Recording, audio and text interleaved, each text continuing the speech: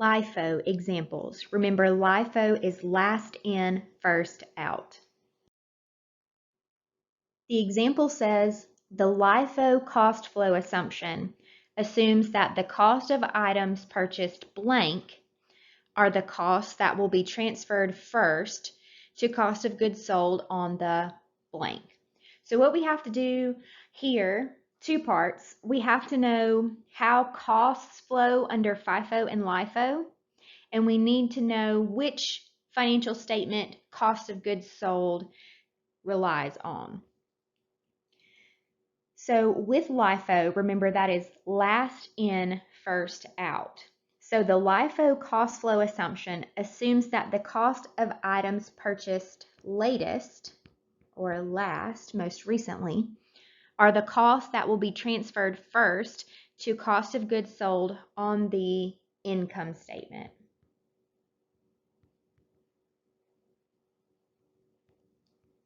So remember, when a business purchases merchandise or purchases inventory, they don't record any expense at that time. The expense is not recorded until the inventory is sold to a customer. Then it becomes cost of goods sold. So what happens is, if you're looking at your balance sheet, remember inventory initially sits on the balance sheet. Then when it's sold, the cost of that inventory is expensed on the income statement as cost of goods sold. This example is almost exactly the same as when we did for FIFO. Now we're just looking at it using LIFO. Assume that 3 identical units are purchased separately on the following 3 dates and at the respective cost.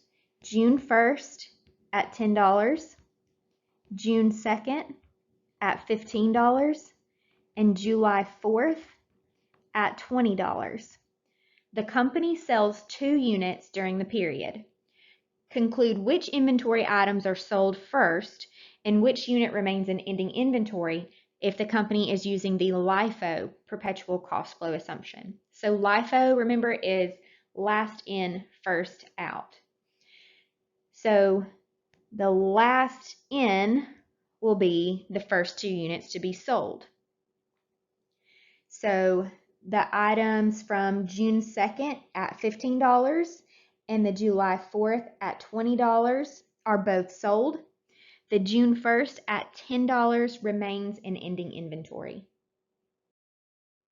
This is also the exact same information as a previous FIFO problem, but we're just going to solve for cost of goods sold using LIFO now. Stewart Company's beginning inventory and purchases during the year ended December 31st, 2016 were as follows. Remember, we have our beginning inventory. There's some purchases that happened during the year, but we are concerned with calculating cost of goods sold. So we look at the dates where inventory was sold. So we're still going to look at the dates in order that inventory was sold. What's going to look different is that now we are going to be looking at the last items purchased before the date of that sale instead of the first items purchased. So determine the cost of merchandise sold on December 31st using the perpetual inventory system and the LIFO inventory costing method. So when we're looking at the June 25th sale, where 126 units were sold, instead of going to the very top and looking at those first units that were in, we look to see the last units that were purchased before the sale was made. So we're going to pull 1,600 units from that purchase of 3,000. So that's going to be 1,600 units at $52. That will then leave 1,400 units here.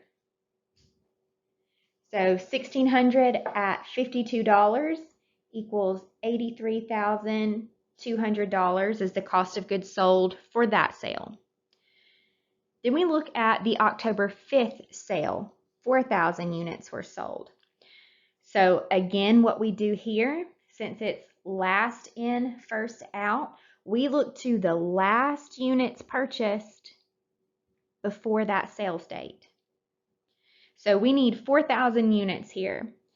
Here we only have 26 available at this cost, 2,600.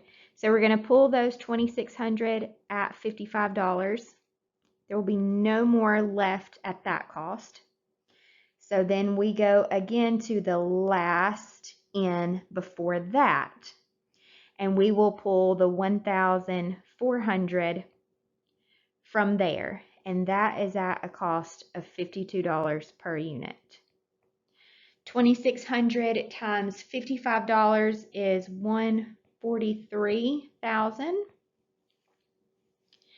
and 1,400 at $52 is $72,800. Then looking at the December 31st sale, 800 units were sold. Look to the last that came in, and we will pull 800 from that 1,000 that were purchased, and that is at a cost of $57.68. When you multiply that, that comes to $46,144. If we add up to get the total cost of goods sold for the year here, it comes to $345,144.